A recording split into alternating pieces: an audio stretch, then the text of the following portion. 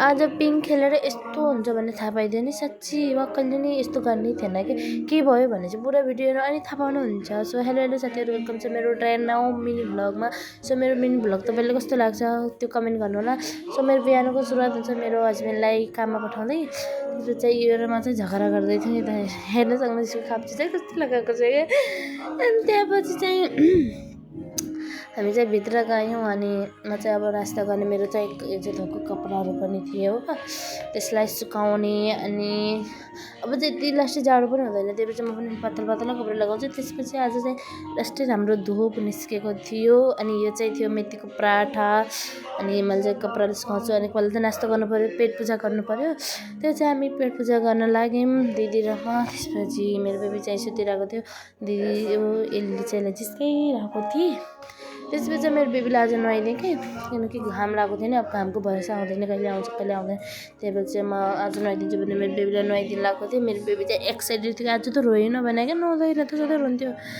अनि सो त्यसपछि चाहिँ मैले गिलिपीलाई मैले त छोडिदिएँ नि, किन कति पिजडामा बसाल्नु भनेर एकछिन मैले यसलाई छोडेर, यो त बाहिर आउनै नमानेको क्या। हेर्नुहोस् कति रिङ्गा छ, बाहिरै आउनु नमानेको त्यसले। हेर्नु न दुईवटा बाहिरै आउनु मानेको, फेरि बल्ल मुस्किल भएर आयो।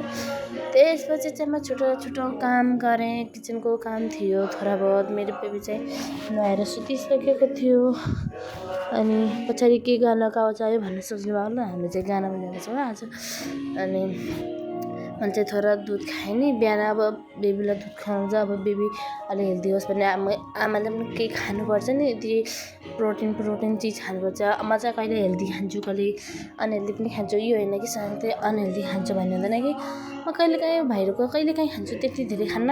अनि यसो चाहिँ मलाई लास्ट टाइम मिठो चिज खाने मन गर्छ, जस्तो चक्लेटहरू यस्तै खाने मन गर्छ। जब मेरो नानी, मलाई पहिला चाहिँ मन पर्दैन मलाई चक्लेट, जब मेरो नानी पेटमा भयो नि त्यहाँदेखि चाहिँ मलाई लास्टै मन गर्छ।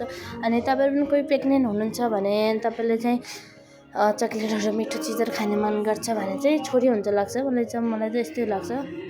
त्यसपछि मैले थोडा बहुत भाँडा पनि थियो होइन, थोडा पनि के भने थियो, चाहिँ भाँडा माल्दै थिएँ हो। अनि यही हो साथीहरू। अनि दिनभरि हाम्रो चाहिँ कामै के हो न, भिडियो बनाऊ अनि भाँडाकुँडीको कामसाम गर थोडा बहुत। अनि कहिले रमाऊ, कहिले झगडा, कहिले रो। घरमा त यस्तै हुन्छ हो, तपाईँको घरमा के हुन्छ कमेन्ट गर्नु होला। अनि यो हाम्रो भारतमा यो सिङ्कमा यति जाम हुन्छ नि, यति जाम हुन्छ, अहिले सबै गरे अहिले जाम भइजान्छ क्या।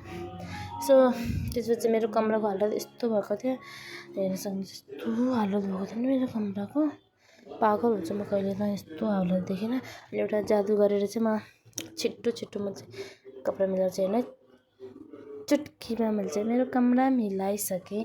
यो चाहिँ काम मिलाउँदा नथी गाह्रो चाहिँ भिडियो बनाउनु पनि चुटकीमा हुन्छ। सो हेर्न सक्नुहुन्छ।